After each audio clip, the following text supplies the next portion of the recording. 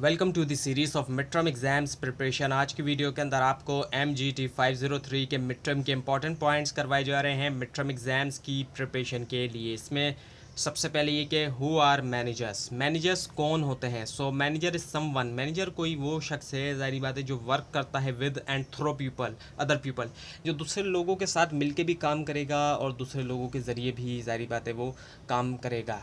और किस तरीके से होगा, कोऑर्डिनेट करते हुए उनकी जो वर्क एक्टिविटीज़ है ताकि पूरा किया जाए ऑर्गेनाइजेशनल गोल। असल जो मकसद होता है वो तो यही होता है कि ऑर्गेनाइजेशन के गोल को पूरा किया जाए। सो मैनेजर जो है वो साथ मिलके भी काम करेगा और दूसरे लोगों के ज़रिए भी वो काम करेगा, कोऑर्डिनेट करेगा उनकी वर्क एक्टिविटी को। और मकसद जो है वो ज़ाहिर बात है क्या है कि ऑर्गेनाइजेशन के गोल्स को पूरा किया जाए। मैनेजर का मकसद यही है कि ऑर्गेनाइजेशन के गोल्स को पूरा करना। और ट्रेडिशनली जो है मैनेजर को जो है वो क्लासीफाई किया गया है फोर, जो उसके जो फोर फंक्शंस हैं वो कुछ इस तरीके से हैं कि प्लानिंग है जिसके अंदर यानी कि डिटरमाइन करना ऑर्गेनाइजेशन के गोल्स और किस तरीके से उनको अचीव किया जाएगा, मींस जो है उनको अचीव करने के लिए। फिर ऑर्गेनाइजिंग होता है कि डिसाइड करना कि कहाँ पर डिसीजन होंगे और कौन जो है वो करेगा और कौन सी जॉब्स और टास्क जो है और कौन जो है वो किसके लिए काम करेगा। और लीडिंग आ जाता है इंस्पायर करना, मोटिवेट करना वर्कर को कि वर्क हार्ड करें ताकि अचीव करें ऑर्गेनाइजेशन गोल। और कंट्रोलिंग आ जाता है इनके मॉनिटर करना प्रोग्रेस गोल अचीवमेंट की तरफ और करेक्टिव एक्शन लेना जब कभी भी ज़रूरत हो। उसके बाद ये कि व्हाट इज़ मैनेजमेंट, मैनेजमेंट क्या है। मैनेजमेंट जो है वो सिंपल वर्ड में हम कहें तो मैनेजमेंट वो है जो मैनेजर्स करते हैं। लेकिन ये जो है ज़ाहिर बात है एक सिंपल स्टेटमेंट है, नॉर्मली तौर पे हर कोई ये जानता है कि मैनेजमेंट वही चीज़ है जो मैनेजर करते हैं। लेकिन अगर हम डिफाइन करते हैं मैनेजमेंट को, सो ये जो है एक प्रोसेस है कोऑर्डिनेट करने का और इंटीग्रेट करने का work activities so that they are completed, वो कंप्लीट किया जाए उनको एफिशिएंटली और इफेक्टिवली भी थ्रो अदर पीपल, दूसरे लोगों के ज़रिए। कुछ इस तरीके से मैनेजमेंट है। और अगर हम डेफिनेशन इसकी देखें डॉक्टर हेनरी मिंट्सबर्ग के मुताबिक, उनका कहना है कि what manager do can be best describe by looking at the roles. जो मैनेजर करते हैं उसको बेस्ट डिस्क्राइब किया जा सकता है रोल्स को देखते हुए जो कि वो करते हैं एक वर्क। और टीम मैनेजमेंट रोल से मुराद स्पेसिफिक कैटेगरीज होती है मैनेजरियल बिहेवियर की। और तीन तरह के रोल हैं जो कि मैनेजर यूजुअली करते हैं और किसी भी ऑर्गेनाइजेशन में। इंटरपर्सनल रोल वो रोल होते हैं जिसके अंदर लोग शामिल होते हैं और अदर ड्यूटीज़ जो कि सेरेमोनियल और सिंबॉलिक होती है नेचर में। और जो तीन इंटरपर्सनल रोल हैं उसमें शामिल हैं फिगर हेड, लीडर और लिजान आ जाते हैं। इन्फॉर्मेशनल रोल्स के अंदर क्या होता है कि रिसीव करना, कलेक्ट करना, डिसेमिनेट करना इन्फॉर्मेशन। और जो तीन इन्फॉर्मेशनल रोल्स हैं उसमें मॉनिटर है, डिसेमिनेटर, स्पोक पर्सन आ जाते हैं। डिसीजनल रोल जो होते हैं ये ज़ाहिर बात है डिसीजन लेने की बात है तो इसमें चॉइस करना। और फोर डिसीजनल रोल में एंटरप्रेन्योर आ जाता है, disturbance handler, resource allocator, negotiator आ जाता है। 1960 के लेट 1960 में हेनरी मिंट्सबर्ग ने कंक्लूड किया कि मैनेजर जो है वो परफॉर्म करते हैं 10 डिफरेंट लेकिन हाईली इंटर रिलेटेड रोल्स। जो लेवल है मैनेजर का ऑर्गेनाइजेशन के अंदर वो कुछ इस तरीके से होता है कि टॉप लेवल के मैनेजर होते हैं, मिडिल लेवल होते हैं और फर्स्ट लाइन होते हैं। और इसके अलावा नॉन मैनेजरियल स्टाफ फिर सबसे नीचे आ जाता है। फर्स्ट लाइन मैनेजर की अगर हम बात करें या फिर जिनको हम सुपरवाइज़र भी कहते हैं, ये वो मैनेजर होते हैं जिनके पास लीस्ट अथॉरिटी होती है, तमाम मैनेजर्स में सबसे कम अथॉरिटी, और ये लोएस्ट लेवल के अंदर होते हैं हायरार्की के अंदर। अगर हम देखते हैं फिर मिडिल लेवल के मैनेजर आ जाते हैं, वो होते हैं जो कि दरमियान में होते हैं टॉप लेवल, और जो जारी बात है सुपरवाइज़र होते हैं उनके दरमियान, एक तरह से दरमियान में ये होते हैं। और फिर टॉप मैनेजर आते हैं सबसे ऊपर होते हैं हायरार्की के अंदर अगर हम देखते हैं, जिनका सबसे ज़्यादा अथॉरिटी होती है और अल्टीमेटली भी रिस्पॉन्सिबल होते हैं, पूरी की पूरी ऑर्गेनाइजेशन की जिम्मेदारियाँ भी इन्हीं के ऊपर होती हैं। फिर मैनेजर को ज़रूरत होती है तीन टाइप्स की स्किल्स की परफॉर्म करे ड्यूटीज़ और एक्टिविटीज़ जो कि एसोसिएट हैं बीइंग अ मैनेजर।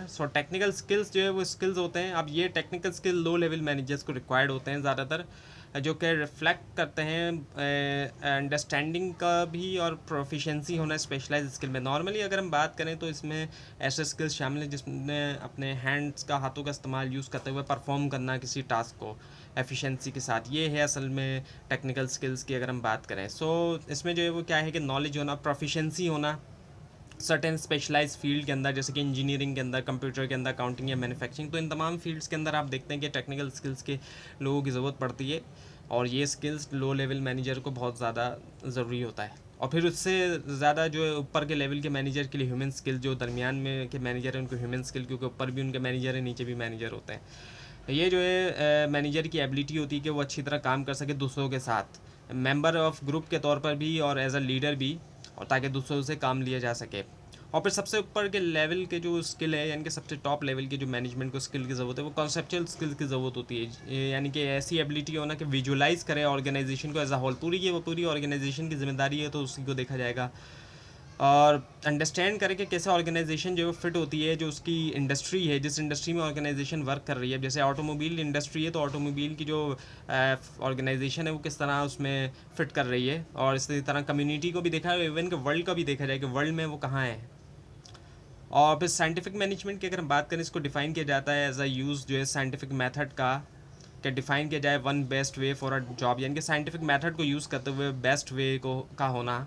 और फ्रेडरिक टेलर जो है वो is known as the father of scientific management. अगर आपका क्वेश्चन आए कि कौन साइंटिफिक मैनेजमेंट के फादर हैं, तो फ्रेडरिक टेलर जो है वो इसका आंसर है। और फ्रेडरिक टेलर ने जो है वो 4 प्रिंसिपल्स दिए हैं हमें साइंटिफिक मैनेजमेंट के। पहला एक है स्टडी किया जाए, हर जो पार्ट है टास्क का साइंटिफिकली तौर पे उसको स्टडी किया जाए, डेवलप किया जाए, एक अच्छा मेथड के परफॉर्म किया जाए, केयरफुली सिलेक्ट किया जाए, वर्कर को ट्रेन किया जाए, उनको परफॉर्म करे टास्क यूज़ करते हुए साइंटिफिकली डेवलप मेथड को भी, और कॉपरेट किया जाए वर्कर्स के साथ फुली तौर पे इंश्योर करने के लिए कि वो यूज़ करें प्रॉपर मेथड। डिवाइड किया जाए वर्क और रिस्पॉन्सिबिलिटी के, मैनेजमेंट जो है वो रिस्पॉन्सिबल है प्लानिंग करने के लिए वर्क मेथड यूज़ करते हुए साइंटिफिक प्रिंसिपल, और वर्कर रिस्पॉन्सिबल है एग्जीक्यूट करने के लिए वर्क को अकॉर्डिंगली। सो मैक्स वेबर जो एक जर्मन सोशोलॉजिस्ट थे, जिन्होंने जो है वो लिखा अर्ली पार्ट जो है 20वीं सेंचुरी, डेवलप किया एक थ्योरी जो एट्रीब्यूट अथॉरिटी स्ट्रक्चर की डिस्क्राइब किया, ऑर्गेनाइजेशनल स्ट्रक्चर जो कि बेस करता है अथॉरिटी रिलेशनशिप के ऊपर। इन्होंने डिस्क्राइब किया आइडियल फॉर्म जो ऑर्गेनाइजेशन की, जो कि ब्यूरोक्रेसी इनके मुताबिक थी, डिस्क्राइब किया as a form of organization जिसके अंदर जो है डिवीजन ऑफ लेबर था, क्लियरली डिफाइंड हायरार्की थी, डिटेल रूल्स और रेगुलेशन और इम्पर्सनल रिलेशनशिप। ये तमाम चीज़ें मैक्स वेबर का दिया गया एक ब्यूरोक्रेसी का जो एक मॉडल हम कह सकते हैं। सो जो करेक्टरिस्टिक्स है वेबर की आइडियल ब्यूरोक्रेसी की, वो क्या है, क्या खुसूसियात वेबर के मुताबिक है। स्पेशलाइजेशन होना लेबर के दरमियान, यानी कि जो जिसका स्पेशलिस्ट है उसको वो काम दिया जाए। फॉर्मलाइजेशन होना रूल्स और प्रोसीजर्स की, फॉर्मेलिटी होना उसको पूरा किया जाए। इम्पर्सनैलिटी होना एप्लीकेशन में रूल्स और सेंक्शंस की। फॉर्मलाइजेशन हो जाना लाइंस ऑफ अथॉरिटी की हायरार्किकल स्ट्रक्चर में कि कौन किसको रिपोर्ट करेगा, कौन किसके ऊपर है, कौन किसके नीचे। फॉर्मलाइजेशन हो जाना करियर एडवांसमेंट प्रोसेस की, जो कि यूज़ किया जाएगा बेस्ड ऑन मेरिट। अब है फ्योल के, हेनरी फ्योल के 14 प्रिंसिपल्स ऑफ मैनेजमेंट। पहला क्या, डिवीजन ऑफ वर्क होना, डिवाइड किया जाए वर्क को। सो स्पेशलाइजेशन से क्या होता है कि इंक्रीज़ होता है आउटपुट, एम्प्लॉय को ज़्यादा एफिशिएंट बनाया जाता है, अथॉरिटी दी जाती है, मैनेजर्स जो है वो ऑर्डर देते हैं, अथॉरिटी से उनको राइट भी मिलता है, और अथॉरिटी के साथ रिस्पॉन्सिबिलिटी आती है, रिस्पॉन्सिबिलिटी होती है डिसिप्लिन हो, एम्प्लॉय को, एम्प्लॉय लाजमी ओबे करें, रिस्पेक्ट करें रूल्स, और इसके अलावा यूनिटी ऑफ कमांड हो, एक एम्प्लॉय को सिर्फ एक ही सुपीरियर से ऑर्डर हो, ऐसा नहीं है कि एक से ज़्यादा मैनेजर उसको ऑर्डर दे रहे हैं, एक कुछ और दे रहा है, दूसरा कुछ और दे रहा है। यूनिटी ऑफ डायरेक्शन होनी चाहिए, ऑर्गेनाइजेशन के पास एक सिंगल प्लान ऑफ एक्शन हो कि गाइड करें मैनेजर्स को और वर्कर को कि हमने इसको अचीव करना है, इसके मुताबिक चलना है। Subordination of individual interest to the general interest, यानी कि अपने जो इंटरेस्ट है उसके बजाय जनरल जो ऑर्गेनाइजेशन का इंटरेस्ट है उसके बारे में सोचें। एम्प्लॉय अपने मफाद के बजाय ऑर्गेनाइजेशन के बारे में सोचें। रेम्यूनरेशन होनी चाहिए, यानी कि ज़ाहिर बात है वर्कर्स को फेयर वेज दी जाए, जितना वो उनसे काम ले जा रहा है उतना उनको दिया जाए। सेंट्रलाइजेशन हो, यानी कि इससे मुराद ये कि किस हद तक जो है सबऑर्डिनेट जो है वो इन्वॉल्व होते हैं डिसीजन मेकिंग में। और स्केलर चेन हो, यानी इससे मुराद जो है वो किस हद तक सबऑर्डिनेट जो है वो अब ये भी जो है कुछ हद तक उसी की तरह मिलता जुलता है। वो टर्म है, ये जो लाइन टर्म है। और फिर ऑर्डर आ जाता है। ऑर्डर से मुराद ये है कि हर चीज़ सही जगह पर रखी हो। अब अगर एक चीज़ें सही जगह पर नहीं रखी होंगी तो काम करने में कितना ज़्यादा टाइम वेस्ट होगा। इक्विटी होनी चाहिए, मैनेजर जो है वो काइंड हो, फेयर हो, सबऑर्डिनेट्स के लिए बराबरी करे, वो ऐसा नहीं हो कि अपने मर्ज़ी के लोगों को, फेवरेट लोगों को वो जो है फेवर देना शुरू कर दे। स्टेबिलिटी होनी चाहिए, टेन्योर ऑफ पर्सनल, मैनेजमेंट को प्रोवाइड करना चाहिए ऑर्डरली पर्सनल प्लानिंग, इंश्योर करें कि रिप्लेसमेंट अवेलेबल हो ताकि जो भी कोई सीट खाली हो, वैकेंसी खाली हो, उसको फिल किया जा सके। इनिशिएटिव फॉर एम्प्लॉय, जो कि उनको अलाउ किया जाता है कि वो ओरिजिनेट हो और कैरी आउट करें प्लान, एग्जैक्ट करें हाई लेवल ऑफ एफर्ट। और एस्पिरिट डिकॉब हो, यानी कि प्रमोट किया जाए टीम स्पिरिट, वो उससे हारमोनी बिल्ड होगी और यूनिटी भी होगी ऑर्गेनाइजेशन में। अब अब्राहम मैस्लो ने जो है वो थ्योरी डेवलप की मोटिवेशन की, जो कि बेस करती थी एजम्पशन के ऊपर, 3 एजम्पशन के ऊपर। वो ये कि ह्यूमंस की जो है वो नीड है जो कि कभी भी सेटिस्फाई नहीं होती, और ह्यूमन बिहेवियर जो है उसका एम क्या होता है, सेटिस्फाई करना नीड जो कि अनसेटिस्फाई है गिवन पॉइंट के ऊपर। और नीड जो है वो फिट होती है इन समवाट बेसिक प्रेडिक्टेबल हायरार्की, जो कि रेंज करती है बेसिक से लेकर लोअर लेवल से लेकर हायर लेवल नीड्स तक। कुछ इस तरीके की नीड्स हैं अब्राहम मैस्लो के मुताबिक। सबसे पहले फिजियोलॉजिकल नीड जो कि बेसिक आ जाती हैं, फिर सेफ्टी, इंसान को सेफ्टी चाहिए, बिलोंगिंगनेस हो, इंसान अकेला नहीं रह सकता, एस्टीम हो, सेल्फ उसको पर ख़ुद पर ज़ाहिरी बात है एक ट्रस्ट भी होता है, एक चाहता है इंसान की मेरी इज्जत हो, और फिर सेल्फ एक्चुअलाइजेशन है जो कि सबसे ऊपर की अपना फुल पोटेंशियल यूज़ करना।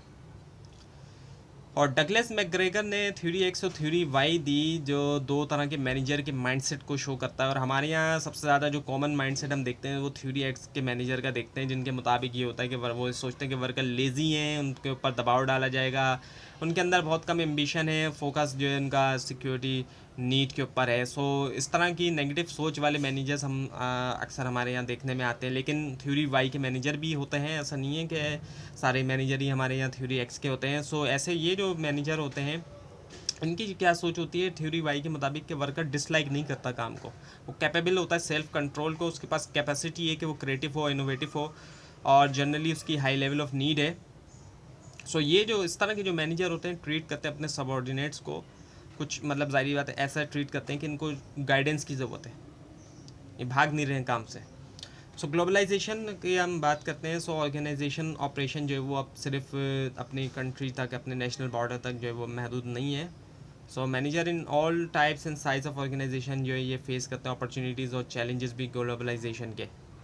और एंटरप्रेन्योरशिप की बात करें, इससे मुराद प्रोसेस होता है जहाँ पर इंडिविजुअल या ग्रुप जो है ग्रुप ऑफ इंडिविजुअल यूज़ करते हैं ऑर्गेनाइज एफर्ट और मीन्स ताकि परस्यू करें अपॉर्चुनिटीज़ के, क्रिएट किया जाए वैल्यू और ग्रो करें, फुलफिल करते हुए नीड्स और वांट, इनोवेशन के ज़रिए और जो यूनिकनेस है उसके ज़रिए भी। टोटल क्वालिटी मैनेजमेंट की बात की जाए, ये फिलॉसफी है मैनेजमेंट की जो कि ड्रिवन है कस्टमर नीड्स और एक्सपेक्टेशन से, और फोकस जो है वो कंटिन्यूअल इंप्रूवमेंट के ऊपर है वर्क प्रोसेसेस में। लर्निंग ऑर्गेनाइजेशन की बात की जाए ये वो है जिसने डेवलप की है कैपेसिटी के कंटिन्यूसली अडाप्ट हो चेंज हो, यानी कि एक ऐसी ऑर्गेनाइजेशन जो खुद लर्न कर रही है, सीख रही है, वो ऑर्गेनाइजेशन। और नॉलेज मैनेजमेंट के अंदर जो वो शामिल है कल्टीवेट करना एक लर्निंग कल्चर, जहाँ पर ऑर्गेनाइजेशनल मेंबर्स सिस्टमेटिकली तौर पे गैदर करते हैं, नॉलेज शेयर करते हैं उसको दूसरों के साथ अचीव करने के लिए बेटर परफॉर्मेंस। और सिस्टम जो है वो क्या है, सेट इंटर रिलेटेड और इंटरडिपेंडेंट पार्ट्स जो कि अरेंज होते हैं एक इस तरीके से कि प्रोड्यूस करते हैं यूनिफाई होल। अब एक सिस्टम के अंदर पार्ट्स को जिस तरीके से होते हैं कि अगर एक पार्ट को भी आप निकालेंगे तो पूरा सिस्टम उससे इफेक्ट होगा, पूरा सिस्टम भी काम उससे जो है ज़ाहिर बात है हो सकता है ना करे। अब जिस तरह गाड़ी है, गाड़ी के अंदर क्या है कि उसके तमाम हिस्से ऐसे हैं कि एक दूसरे से कनेक्ट, अगर बैटरी निकाल दी जाए गाड़ी की तो गाड़ी ज़ाहिर बात है नहीं चल सकेगी। और इसी तरह पर क्लोज सिस्टम होता है। अब ऐसा सिस्टम होता है जो कि इन्फ्लुएंस नहीं होता और इंटरेक्ट नहीं करता उसके एनवायरनमेंट के साथ, क्योंकि वो क्लोज है इसी वजह से। और जबकि ओपन सिस्टम डायनेमिकली तौर पे एनवायरनमेंट के साथ इंटरेक्ट करता है। सिनर्जी की हम बात करते हैं। सिनर्जी का मतलब क्या होता है, वो एबिलिटी जिसके ज़रिए होल जो है whole to equal more than sum of its parts, यानी कि जो उसके पार्ट्स होते हैं उसके पार्ट्स का जो सम होता है उससे ज़्यादा होल बड़ा होता है, यानी कि दो मिल के 5 लोगों का काम एटलीस्ट करेंगे या फिर 6 का काम भी वो कर सकते हैं। एक्सटर्नल इन्वायरमेंट की अगर हम बात करते हैं मेजर फोर्सेस होती हैं जो कि आउटसाइड होती है ऑर्गेनाइजेशन के, जिनका पोटेंशियल होता है कि इन्फ्लुएंस करें सिग्निफिकेंटली तौर पे एक प्रोडक्ट या सर्फेस की सक्सेस। और दो मेजर जो डिवीज़न है इसमें वो मेगा है और टास्क इन्वायरमेंट है। अगर हम बात करें मेगा इन्वायरमेंट की, मेगा इन्वायरमेंट या फिर जो जनरल इन्वायरमेंट होता है कभी कभी जो है वो as it is sometime called मतलब दोनों ही कह सकते हैं इसको। ये जो है सेगमेंट है एक्सटर्नल इन्वायरमेंट का जो कि रिफ्लेक्ट करता है ब्रॉड कंडीशन और ट्रेंड्स जो ऑर्गेनाइजेशन सोसाइटीज़ के अंदर, जिसके अंदर एक ऑर्गेनाइजेशन ऑपरेट करती है। और टास्क इन्वायरमेंट की बात करें ये वो सेगमेंट होता है एक्सटर्नल इन्वायरमेंट का जो कि स्पेसिफिक आउटसाइड एलिमेंट से बना होता है, जिसके साथ एक ऑर्गेनाइजेशन ट्रैक करती है जब कभी वो अपना बिजनेस कर रही है। टास्क और एनवायरनमेंट जो है वो डिपेंड करता है प्रोडक्ट और सर्विसेज के ऊपर जो कि ऑर्गेनाइजेशन ऑफर करती है और लोकेशन जहाँ वो अपना बिजनेस करती है। ऑर्गेनाइजेशन जो है वो ज़्यादा सक्सेसफुल हो सकती है अफेक्ट करने के लिए उसके टास्क एनवायरनमेंट को, ना कि मेगा एनवायरनमेंट को। ऑर्गेनाइजेशनल कल्चर जो है वो सिस्टम है, हर ऑर्गेनाइजेशन का अपना कल्चर होता है, सिस्टम है ये शेयर्ड मीनिंग का और बिलीव्स का विद इन एन ऑर्गेनाइजेशन, यानी कि कुछ ऐसी मीनिंग्स और बिलीव्स होती हैं जो कि ऑर्गेनाइजेशन के एम्प्लॉयज़ के अंदर दिखाई देती हैं। और that determines in large degree how employ act, यानी कि किस तरह एम्प्लॉय एक्ट करते हैं। जैसे कि आपको बताया गया कि ज़्यादातर एम्प्लॉयज़ में आप वो चीज़ देखेंगे जो ऑर्गेनाइजेशनल कल्चर की होगी। और सोशल रिस्पॉन्सिबिलिटी की बात करें, ये एक ऐसी ऑब्लिगेशन है जो कि इससे बाहर है, इससे आगे की चीज़ें जो कि रिक्वायर्ड बाय लॉ है और इकोनॉमिक्स है, एक फ़र्म के लिए कि परस्यू किया जाए लॉन्ग टर्म गोल्स जो कि गुड हैं सोसाइटी के लिए। एथिक्स की अगर हम बात करें, इससे मुराद रूल्स और प्रिंसिपल्स हैं जो कि डिफ़ाइन करते हैं राइट और रॉन्ग कंडक्ट, इनके क्या सही है और क्या गलत है, एथिक्स से ही पता चलता है। और एथिकल डायमेंशन होती है मैनेजरियल डिसीजंस और एक्शंस के लिए। उसके बाद हम बात करते हैं कि ई बिज़नेस। अभी ई बिज़नेस जो एक कॉम्प्रिहेंसिव टर्म है जो कि डिस्क्राइब करती है उस तरीके को जिस तरह ऑर्गेनाइजेशन वर्क करती है यूज़ करते हुए इलेक्ट्रॉनिक लिंकेजेस उसकी कॉन्स्टिट्यूंसीज के साथ, और ताकि एफिशिएंटली और इफ़ेक्टिवली अचीव कर सके उसके गोल्स को। So now the e commerce. अब ई कॉमर्स क्या है? ये किसी भी तरह की बिज़नेस एक्सचेंज की फॉर्म है या ट्रांजैक्शन की जिसके अंदर पार्टी से इंटरेक्ट करती है इलेक्ट्रॉनिकली तौर पे, यानी कि इलेक्ट्रॉनिक डिवाइसेस के तौर पे यूज़ करते हुए इंटरेक्ट करती हैं। फर्म्स जैसे कि Dell, varsity books, PC, flowers gifts, ये इंगेज होती हैं ई कॉमर्स में क्योंकि ये सेल करते हैं प्रोडक्ट इंटरनेट के ज़रिए। इंटरनेट का इस्तेमाल इसके अंदर ज़ाहिर बात है कॉमन है, और पाकिस्तान में भी कई सारी ई कॉमर्स की साइट हैं जिनमें ऑनलाइन परचेज़ की जा सकती है। ऑल दो कि ई कॉमर्स एप्लीकेशन जो है वो कंटिन्यू है ग्रो होना, और ये सिर्फ एक हिस्सा है ई बिज़नेस का। ई बिज़नेस में और भी कई चीज़ें आ जाती हैं। और ग्लोबलाइजेशन की बात करें तो मैनेजमेंट जो है वो सिर्फ ज़ाहिर बात है अपनी नेशनल बॉर्डर्स तक महदूद नहीं है, बल्कि ज़ाहिर बात है नेशनल बॉर्डर से बाहर है। जैसे कि BMW अब जर्मन फर्म है जो कि बिल्ड करती है कार साउथ कैरोलिना के अंदर। क्रिएटिविटी की बात करें, ये एक ऐसी सिचुएशन होती है जिसमें मैनेजर जो है वो कर सकता है एक्यूरेट डिसीजन, क्योंकि आउटकम जो है हर अल्टरनेटिव का नोन होता है। जबकि दिस इज़ंट करेक्टरिस्टिक, ये जो करेक्टरिस्टिक्स नहीं है ऑफ ज़्यादातर जो मैनेजरियल डिसीजन है। और अनसर्टेनिटी की अगर हम बात करें कि गैर यकीनी सूरत हाल कंडीशन होती है जिसमें डिसीजन मेकर जो है चूज़ करता है कोर्स ऑफ एक्शन बगैर कंप्लीट नॉलेज के कि क्या नतीजा होगा। और रिस्क की अगर बात करें तो इससे मुराद पॉसिबिलिटी होती है कि जो चूज़न एक्शन है, जो एक्शन लिया गया उससे लॉस होंगे, ना कि हमें नताइज मिलेंगे जो हम चाह रहे हैं। अनसर्टेनिटी जो है देखी जाती है एज अ रीज़न के सिचुएशन क्यों जो है रिस्की है। और rapidly changing environment major cause है अनसर्टेनिटी का। डिसीजन मेकिंग जो है वो प्रोसेस है जिसके ज़रिए मैनेजर आइडेंटिफाई करते हैं ऑर्गेनाइजेशनल प्रॉब्लम्स और वो अटैम्प्ट करते हैं उसको रिजॉल्व करना। डिसीजन मेकर फेस करते हैं 3 टाइप्स जो प्रॉब्लम्स की। क्राइसिस प्रॉब्लम जो कि सीरियसली जो है वो सीरियस डिफ़िकल्टी है, रिक्वायर करती है इमीडिएट सोल्यूशन। क्राइसिस प्रॉब्लम अगर आ जाएगी तो फ़ौरन सोल्यूशन रिक्वायर्ड है। नॉन क्राइसिस होते हैं जो कि रिक्वायर करता है रेजोल्यूशन, लेकिन जारी बात है साइमल्टेनियसली तौर पे but does not have simultaneously. लेकिन अगर हम इसको क्राइसिस से कंपेयर करेंगे तो उस तरह की जारी बातें इमीडिएटली रिक्वायर्ड नहीं है, फ़ौरन यानी कि इसको सॉल्व करना रिक्वायर्ड नहीं होता। और अपॉर्चुनिटी प्रॉब्लम तो ऐसी होती है जो कि एक तरह से प्रॉब्लम है लेकिन वो ऑफ़र करती है strong potential significant organizational gain के लिए। अगर सही एक्शन लेंगे तो वो एक तरह से अपॉर्चुनिटी मिलेगी।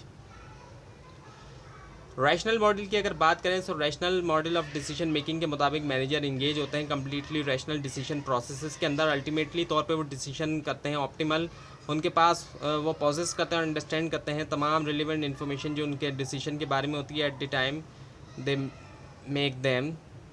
और प्रोग्राम डिसीजन और नॉन प्रोग्राम डिसीजन होते हैं। प्रोग्राम की बात करें तो ऐसे डिसीजन होते हैं जो कि रूटीन के होते हैं, रेपिटेटिव होते हैं, वेल स्ट्रक्चर होते हैं, यूज़ किया जाता है pre determined decision rule. Non programme की बात करें ये वो होते हैं आर दोज फॉर विच जहाँ पर प्री डिटरमाइंड रूल्स जो है डिसीजन रूल पहले से जो रूल्स बने हुए वो इम्प्रैक्टिकल है, उनको अप्लाई नहीं कर सकते क्योंकि सिचुएशन जो है वो इल नॉवल है या इल स्ट्रक्चर किस्म की सिचुएशन है। वेल स्ट्रक्चर प्रॉब्लम की बात करें ये स्ट्रेट फॉरवर्ड होती है, बिल्कुल मतलब स्ट्रेट होती है, समझ में आती है, फैमिलियर भी होती है, इजीली डिफाइन होती है। और हैंडल करने के लिए इस सिचुएशन को मैनेजर यूज़ कर सकता है प्रोग्राम डिसीजन जो कि रिपीटेटिव डिसीजन होता है, इसको हैंडल किया जा सकता है रूटीन अप्रोच से। और 3 जो है वो टाइप्स हैं प्रोग्राम डिसीजंस के लिए। और प्रोअरली स्ट्रक्चर प्रॉब्लम होती है जो कि न्यू होती है या न्यूजुअल होती है, जिसके अंदर इन्फॉर्मेशन भी एम्बिगियस होती है, इनकम्प्लीट होती है, यानी कि कन्फ्यूज़ करने वाली होती है या फिर कंप्लीट नहीं होती है। और प्रॉब्लम को हैंडल किया जाता है नॉन प्रोग्राम डिसीजन के जरिए जो कि यूनिक डिसीजन होता है, रिक्वायर करता है कस्टम मेड सोल्यूशन, ऐसा जो कि बिल्कुल अलग सोल्यूशन होगा। नॉन रैशनल मॉडल जो मैनेजरियल डिसीजन मेकिंग का बताता है कि इन्फॉर्मेशन गैदरिंग और प्रोसेसिंग लिमिटेशन जो है वो बनाती है डिफ़िकल्ट मैनेजर के लिए कि वो ऑप्टिमल डिसीजन ले सकें, बेहतर डिसीजन ले सकें। बाउंडेड रैशनैलिटी की बात की जाए तो इससे मुराद एबिलिटी होती है मैनेजर की कि वो परफेक्टली तौर पर रैशनल हो डिसीजन मेकिंग के अंदर।